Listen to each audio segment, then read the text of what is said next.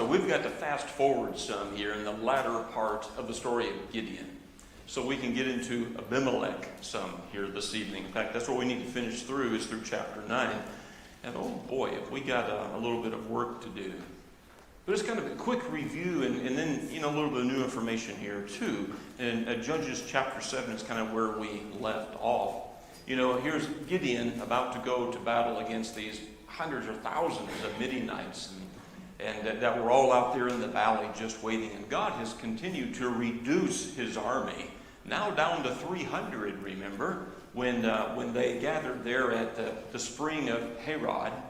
And God separated them out there, leaving Gideon with 300, to go to battle. And one of the standout points in the early part there of chapter 7 was the idea of just remembering that, the battle is the Lord's. And it was God who said in verse 7, I will save you. It's some reassurance, perhaps, to Gideon. I will save you. This is about what God is going to do. So Gideon and a spy went up to the Midianite camp and I guess heard some things that made them feel pretty good that, God is on our side. And they were ready to go to battle. And in verse 17, I kind of liked this point right here. When Gideon said, watch me, he told them, follow my lead. And when I get to the edge of the camp, do exactly as I do. And just that statement right there, looking at that, it gives us this insight to the man of Gideon. Remember, he was the one hiding in the winepress. He was the one that God came to, and Gideon was saying, kind of like Moses, no, not me, I can't do this. Was basically what he was saying. God, you have to show me a sign. And again, God, could you just show me one more sign, remember? But now, here we are at a point where the battle is about to take place. And now Gideon is ready. And he is saying to his army of 300, you just do what I do. You follow me, and you do as I do. Because he's remembering well now what God has said, I will save you. And he knows that God is with them. And so, wow, he's turned into a leader. And leaders not only lead, but leaders teach. And he's teaching these men what it is to have confidence and faith in God. And so, I just kind of like that part. Now, still looking here through chapter 7 a little bit, Gideon and his 300 men, they go on and they attack during the night, with no swords, but with jars and with torches. By faith, they are ready and prepared to stand up against their enemy. And in verse 22, it says, when the 300 trumpets sounded, the Lord caused the men throughout the camp to turn on each other with their swords. And so here was the battle. The enemy was battling with themselves. Gideon and his men, could we even say now those who were the people of God, they were safe. They were fine. God will save them. The latter part of chapter 7, the Ephraimites, as the enemy takes off, those who are left, those who are not killed, those who take off are trying to get away, and Gideon has a plan to stop them. And he calls out to the Ephraimites to cut them off at the Jordan. And in fact, somewhat successful in doing that because they captured 2 of the Midianite leaders. And so really that was quite a capture, to get those 2 leaders. But the Ephraimites were kind of upset that, well, why didn't you call us to the battle? Why were you going about this without us? And I kind of appreciate the diplomatic role or approach that Gideon takes here as we get into chapter 8. I just want to look at this for a minute. Look at me in the first 3 verses. Now the Ephraimites asked Gideon, why have you treated us like this? Why didn't you call us when you went to fight the Midianites? And they criticized him sharply. I suppose there's a lot of ways that Gideon could have responded at this point. But what he said was this: what have I accomplished compared unto you?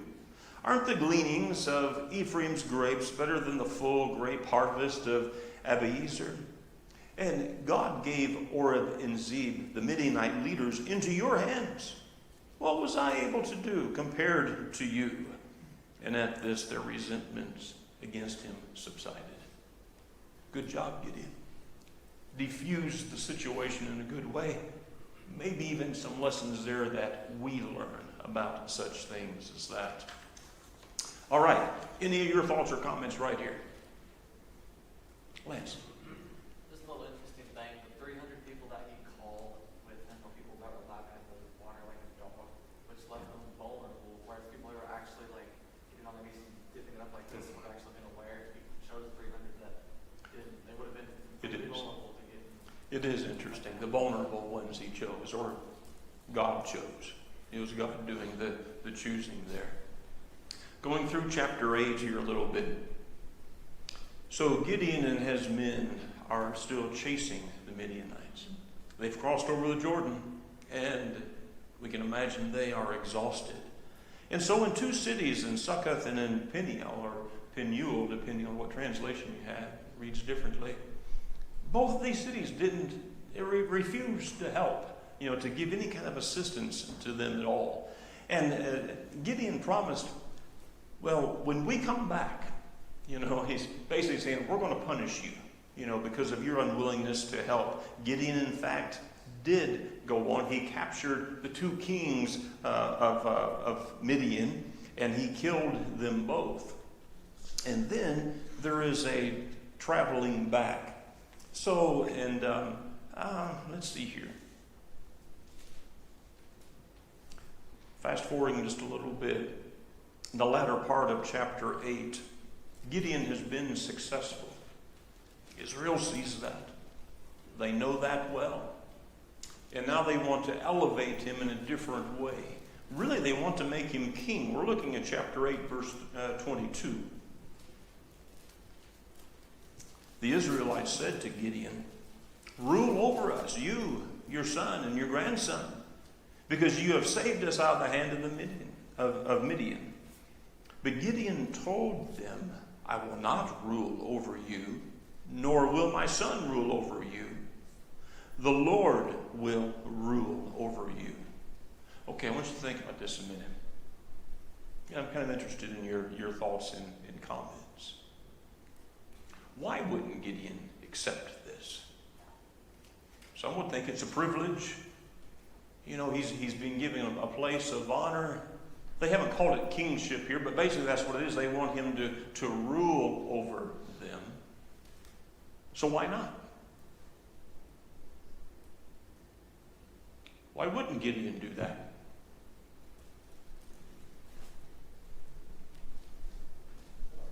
His answer shows that he says, I will not rule over you, nor shall my son rule over you. The Lord shall rule over you. So he recognizes that really who they should be following is God, not him. Gideon looks to God as he should be, that he's saying, we have a king.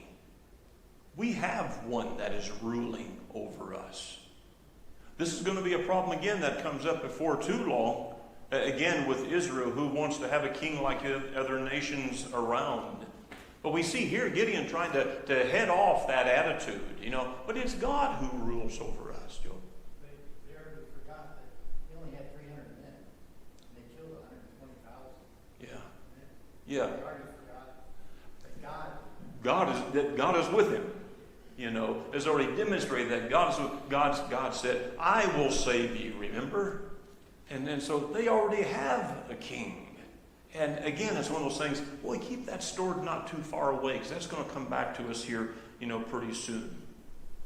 So what Gideon did say to them in chapter 8 is, give me your gold earrings.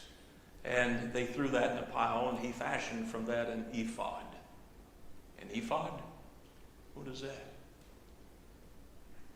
Where does that come from? The priestly garments, yeah, that they would wear the high priest. And so I'm not exactly sure why he fashioned an ephod. He wasn't a priest. And so I'm not sure what that was, or if it was to be some kind of a reminder to Israel of these things. I don't know. But I think the bigger point or purpose is that even though I am presuming that Gideon meant this for something good, to be of some kind of a reminder to them, they instead, it turned into a stumbling block for Israel because it became something that they worshiped. You know, I don't know what it is with Israel. They can't seem to get rid of the idols and the lure of the foreign gods from other nations that just seem to always have influence on them. Like they have to have something to look at to worship. When all along, God, Jehovah God, is the one who is calling them to worship. And why this is such a continued issue and problem, I just don't know sometimes. But chapter 8 ends with the idea that Israel enjoyed 40 years of peace. But after Gideon died, Israel gave themselves over to idolatry. They forgot about Gideon, and his family forgot. And they forgot about his family. And once again, they forgot God. So as we get into chapter 9, we have a new character comes into the story, Abimelech. Actually, he's been there all along because he is a son of Gideon. But now he comes forefront in the story. And so we think about a little bit where we've been. You know, the judges we've talked about, Othniel and Ehud and Shamgar and Deborah, Gideon, now Abimelech. But there's some interesting things about Abimelech being called a judge. Well, let's think about this. You know, think about Gideon, one who is reluctant to lead, and yet he obeyed God, and he accepted God's calling. He helped God to deliver Israel, so much so that they asked him to be a king. They held him up that way. He refused, saying that God was their king. Now, Abimelech has an attitude that's completely different than Gideon. Gideon had 71 sons, but there was one son he had, Abimelech, who wanted to be king. He desired the position in the place. He was ambitious. We can say he was devious. I think that would be true. And he was determined to be king. Whatever it cost, whatever was involved, he wanted to be king. And so here's something interesting to consider. You know, never in the Bible do we see where Abimelech called him to be a judge. Or, where Abimelech was called to be judged. So why is he a judge? Why do we have him here in this list of judges? Well, he was a leader in that time. Not a good leader.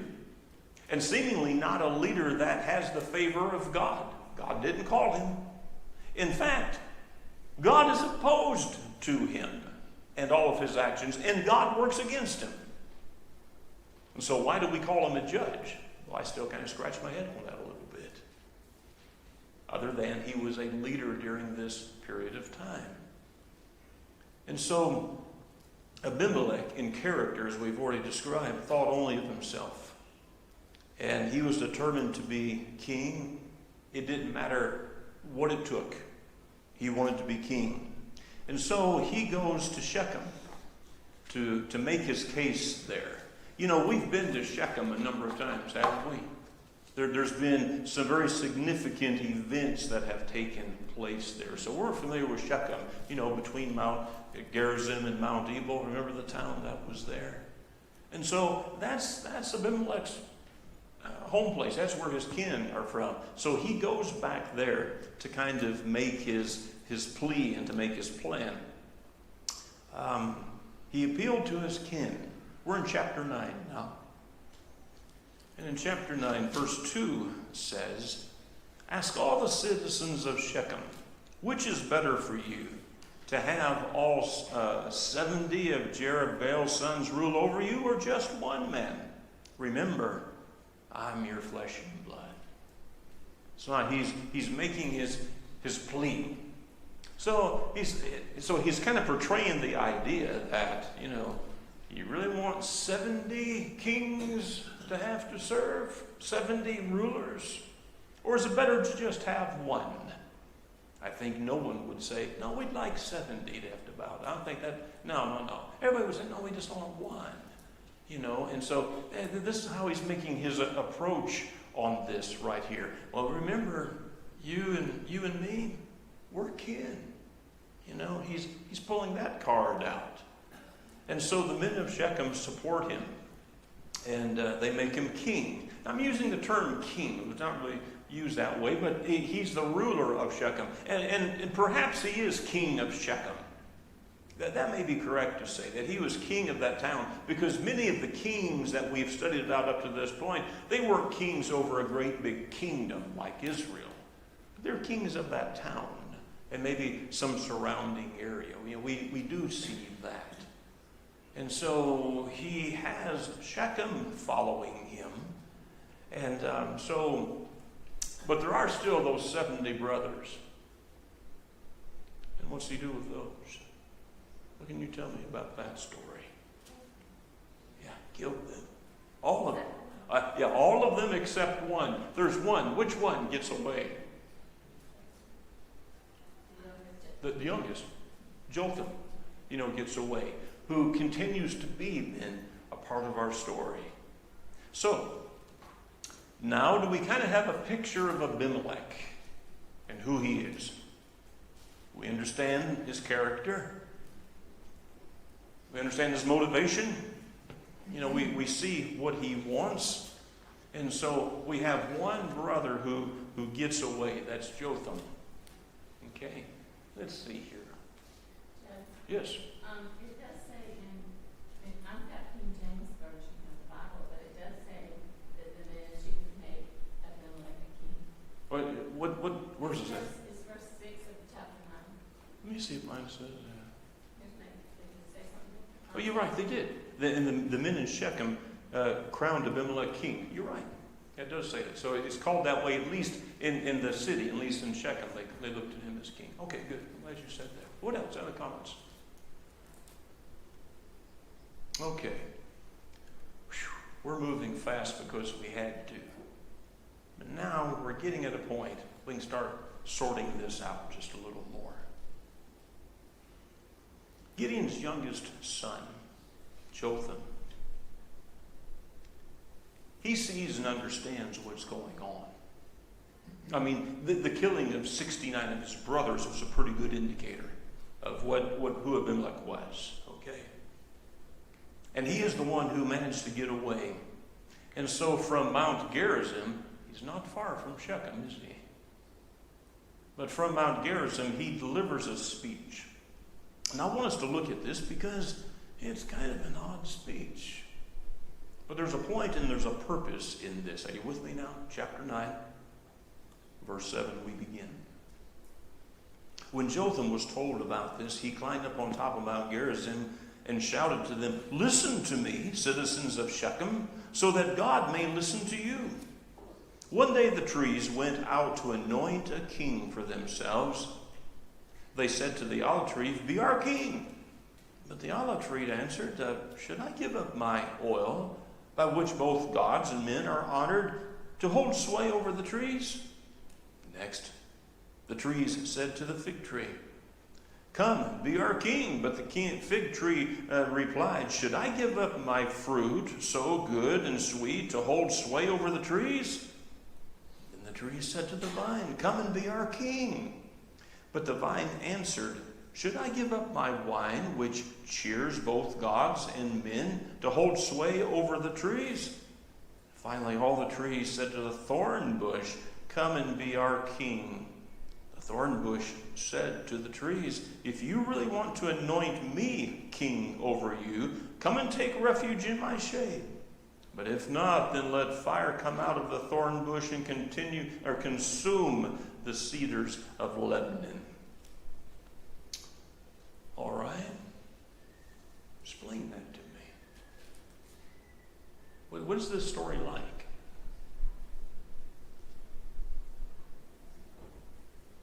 How would you describe the story?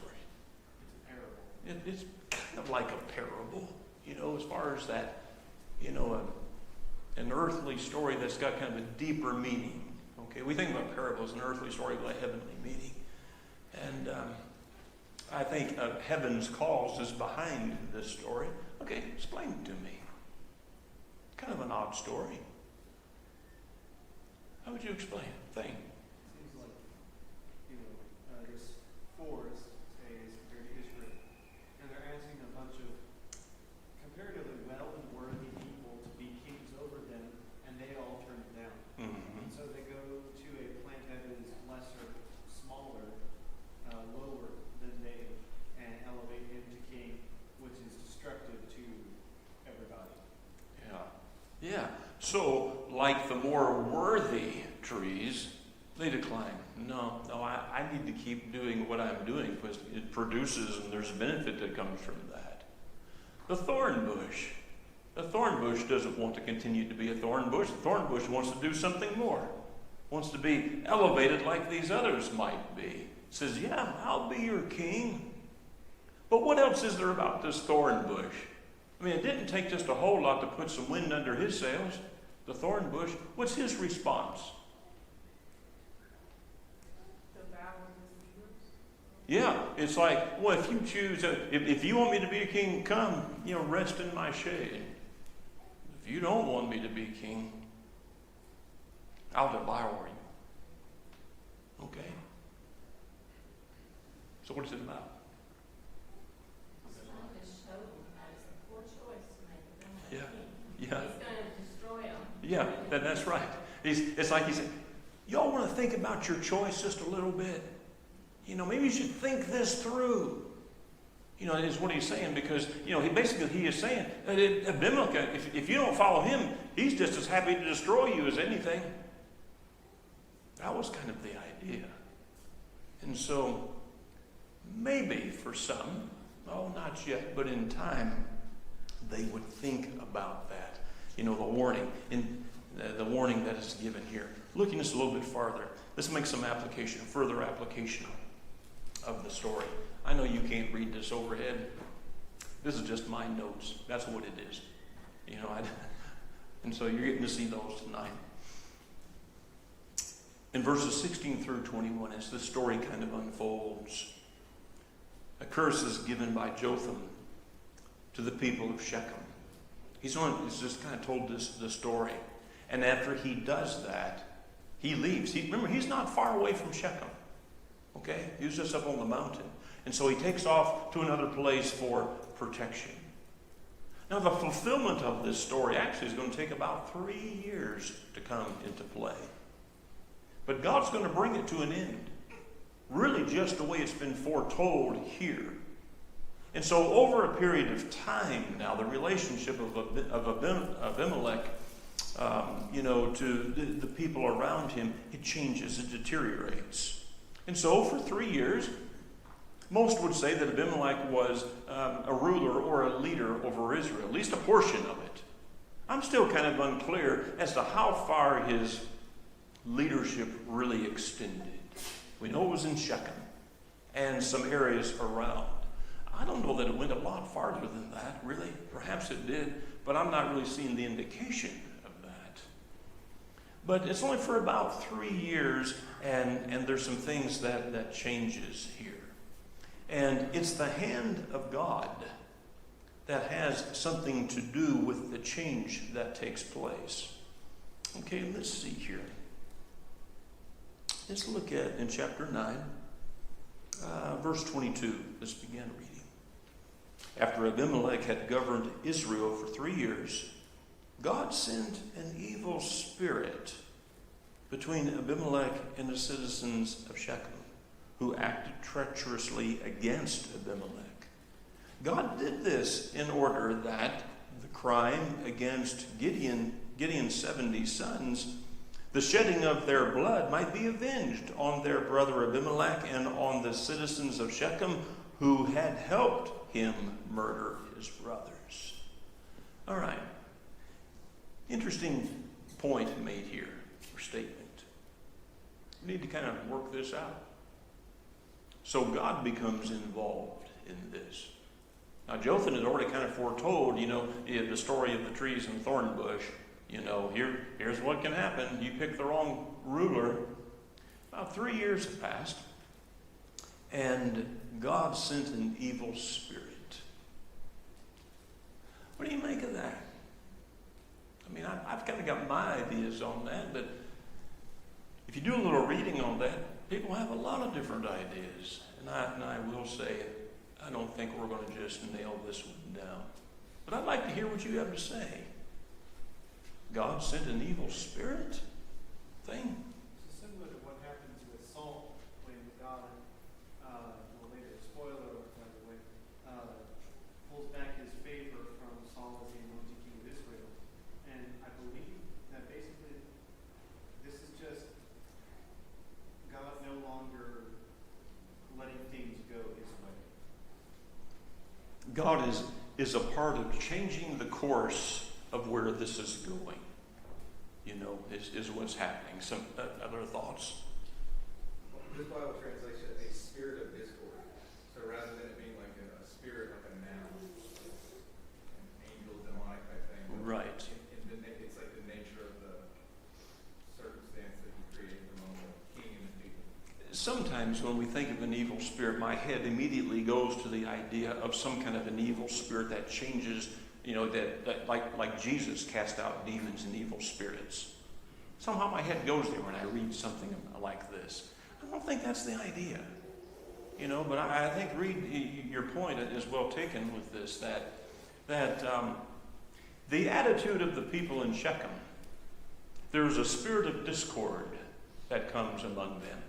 And maybe it's after 3 years of Abimelech kind of being the leader or the ruler that now they're starting to figure out, hey, this guy's no good. Just think about how he came to this position. He killed all these others. And in fact, if we stand against him, he might just kill us too.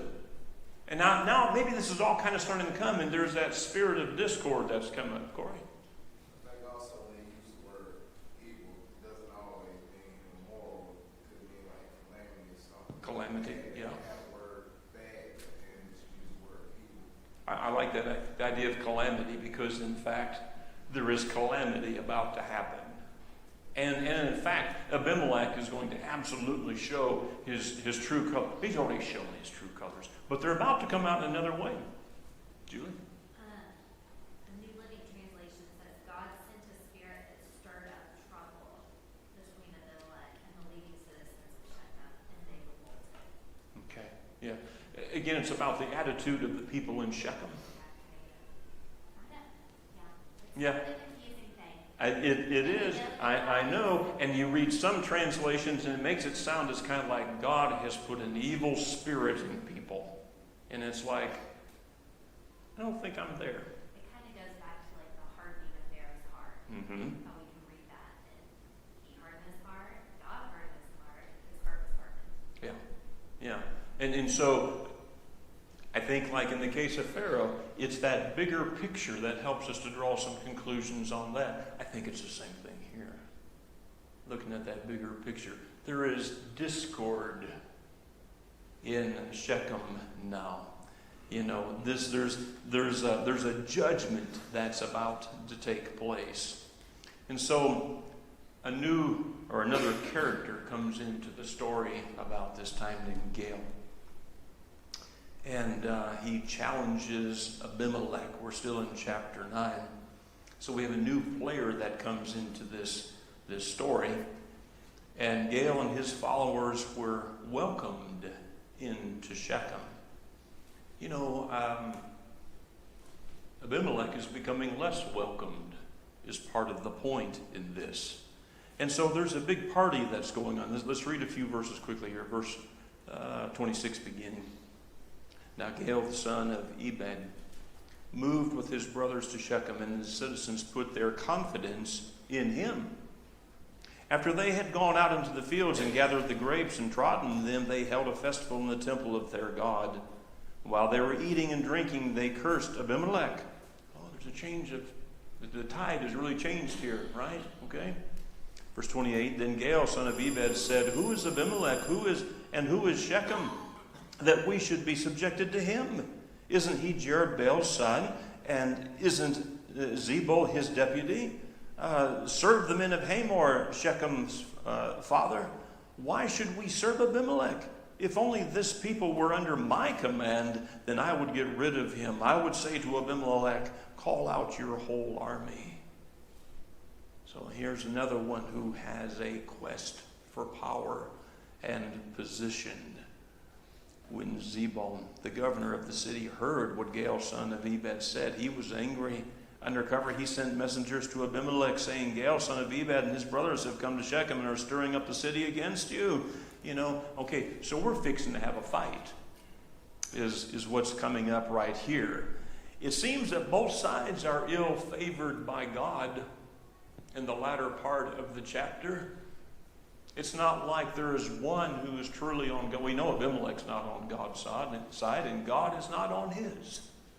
And it doesn't appear that it's any different here with Gaal in that way. Looking at verse 45. All that day Abimelech pressed his attack against the city until he had captured it and killed his people. Then he destroyed the city and scattered salt over it. And hearing this, the citizens in the tower of Shechem went into the stronghold of the temple of El-Berith. When Abimelech heard that they had assembled there, he and all his men went up to Mount Zalmon. And he took an axe and cut off some branches, which he lifted to his shoulders. And he ordered the men with him, quick, do as you have seen me do. So all the men cut branches and followed Abimelech, and they piled them against the stronghold and set it on fire over the people inside. So all the people in the tower of Shechem, about 1,000 men and women, also died. Do you remember that story 3 years ago about the good trees that didn't want to be king, but the thorn bush? And the thorn bush saying that basically, if you don't follow me, I'll consume you with fire. Isn't that what's happening now? It's what was foretold, and now what's coming about. The story of Abimelech is about at the end. God used Gaal and his followers to bring judgment on Abimelech. He fulfilled the curse that Jotham had given 3 years before. Shechem's been destroyed now by Abimelech. Now Abimelech goes to Thebez and he captures it. But what happens there when people flee to the tower of the city? Abimelech comes and he's ready to burn the city down. Don't be fooled by the picture here. It's a stone castle, looks like. Now, there must be something to burn, because that's what Abimelech goes to do, is to burn the city. But what happened? Was he stopped? By a woman. Throwing a millstone over top and hit him on the top of the head. Didn't quite kill him, but he was going to die. And so what did he say to do? What's that? Yeah, come finish me off. So a woman is not the one who kills me. And Abimelech is no more. The judge that wasn't actually called to be a judge. The judge that wasn't called by God. The one who was a leader for a period of time, at least in part of Israel, but now is no more. This is a different story than the other judges, the deliverers that we see that God has put in place. And so in our next lesson, we kind of move fast over a couple of judges where we don't have as much to say, but we'll find some good points to make. We got about a minute left. Any real quick questions? Lance, you had something real quick? I think it's interesting that Jotham is like more of a judge than Abimelech was in his time. He didn't specifically judge Israel, but he rendered judgment on Abimelech. He did. It didn't come forth, but it did. It did. It came forth. It did. Anything else real quick? All right, very good. Thank you all for being here tonight. I appreciate you coming. God willing, we'll see you on Sunday morning.